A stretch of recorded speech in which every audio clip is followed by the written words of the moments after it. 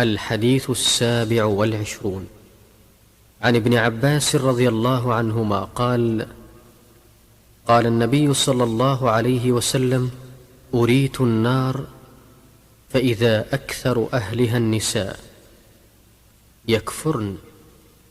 قيل: أيكفرن بالله؟ قال: يكفرن العشير ويكفرن الإحسان.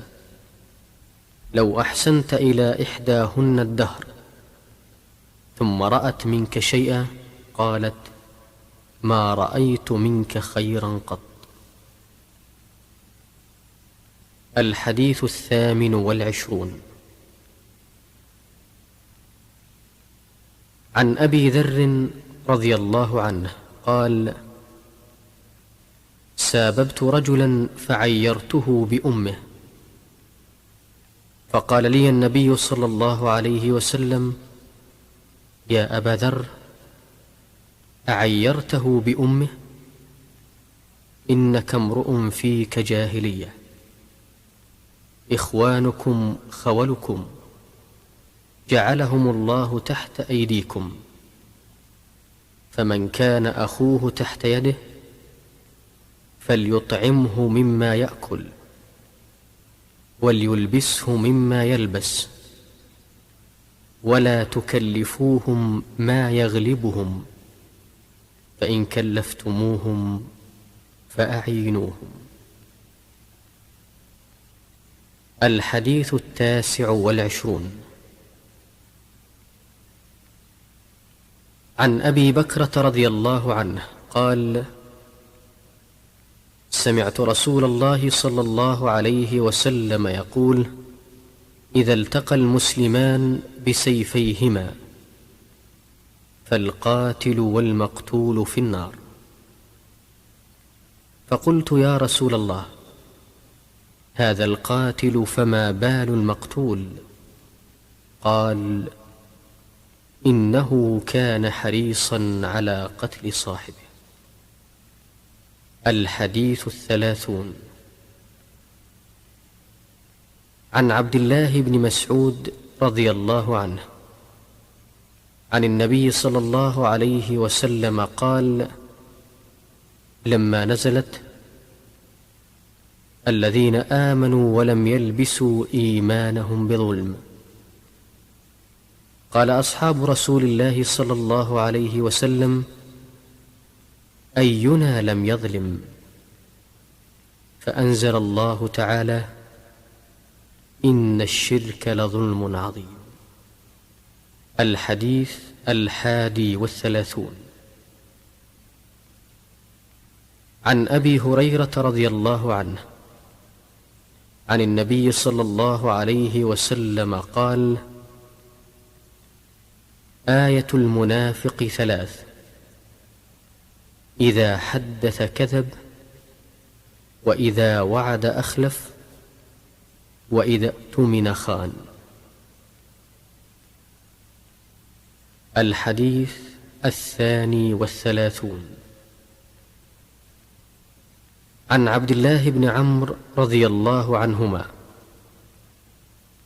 أن النبي صلى الله عليه وسلم قال: 4 من كن فيه كان منافقا خالصا،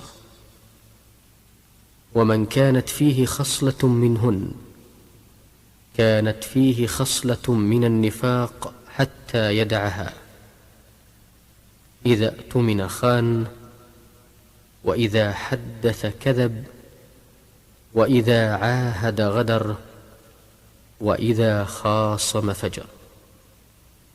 الحديث 33. عن أبي هريرة رضي الله عنه قال: قال رسول الله صلى الله عليه وسلم: من يقم ليلة القدر إيمانا واحتسابا غفر له ما تقدم من ذنبه. الحديث 34. وعنه رضي الله عنه عن النبي صلى الله عليه وسلم قال: انتدب الله عز وجل لمن خرج في سبيله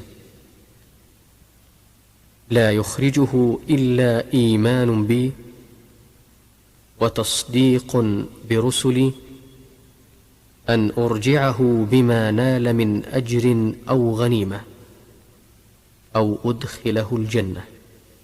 ولولا أن أشق على أمتي ما قعدت خلف سرية، ولوددت أني أقتل في سبيل الله ثم أحيا ثم أقتل ثم أحيا ثم أقتل. الحديث 35. وعنه أيضا رضي الله عنه أن رسول الله صلى الله عليه وسلم قال: من قام رمضان إيمانا واحتسابا غفر له ما تقدم من ذنبه. الحديث 36. وعنه أيضا رضي الله عنه قال: قال رسول الله صلى الله عليه وسلم: من صام رمضان إيمانا واحتسابا غفر له ما تقدم من ذنبه.